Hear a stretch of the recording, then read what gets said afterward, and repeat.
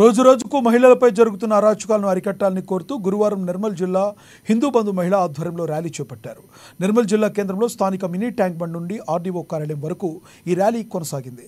అనంతరం పలువురు మహిళా మనులు మాట్లాడుతూ ఇటీవల కోల్కతా ట్రైనీ వైద్యురాలు మౌమితాపై అత్యాచారం హత్య చేసిన దుండగులను కఠినంగా శిక్షించాలని డిమాండ్ చేశారు. మహిళలపై అరాచకాలు పెరిగిపోతున్న ప్రభుత్వానికి మాత్రం చీమకుట్లైనట్టయినా లేదని మండిపడ్డారు. అరాచకాలకు పాల్పడుతున్న దుండగులను వెంటనే ఉరి తీయాలని డిమాండ్ చేశారు.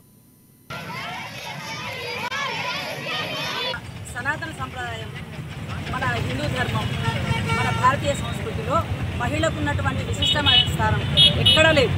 మన దేశంలో భారత మాత అంటాము, గంగా మాత అంటాము, తులసి మాత అంటాము, గోమాత అంటాము.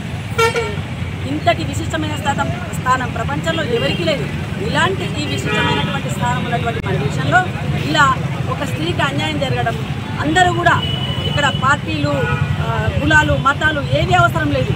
ఒక స్త్రీకి అన్యాయం జరుగుతుంటే ప్రతి ఒక్కరు కూడా తమ గళం వ్యతిరేకతను, నిరసనను తెలియజేయాలి. ఇప్పుడు ప్రాణం పోసి డాక్టర్ అలాంటి ఆమెకి ఉన్న చోటనే రక్షణ లేదు. ఎక్కడో రోడ్డు మీద జరిగింది, ఏదో అడవిలో జరిగింది, తెలవని చోటు జరిగింది కాదు. ఆమె పనిచేస్తున్నటువంటి చోటే నిరంతరంగా పనిచేసి ఎక్కడైతే రక్షణ ఉంటుంది అని అనుకుంటామో అక్కడే రక్షణ లేకుండా పోయింది. అంటే ఆ విధంగా ఆ అమ్మాయికి అన్యాయం జరగడం చాలా బాధ అనిపిస్తుంది. ఇవాళ అమ్మాయికి జరిగింది, రేపు ఇంకెక్కడైనా జరగవచ్చు.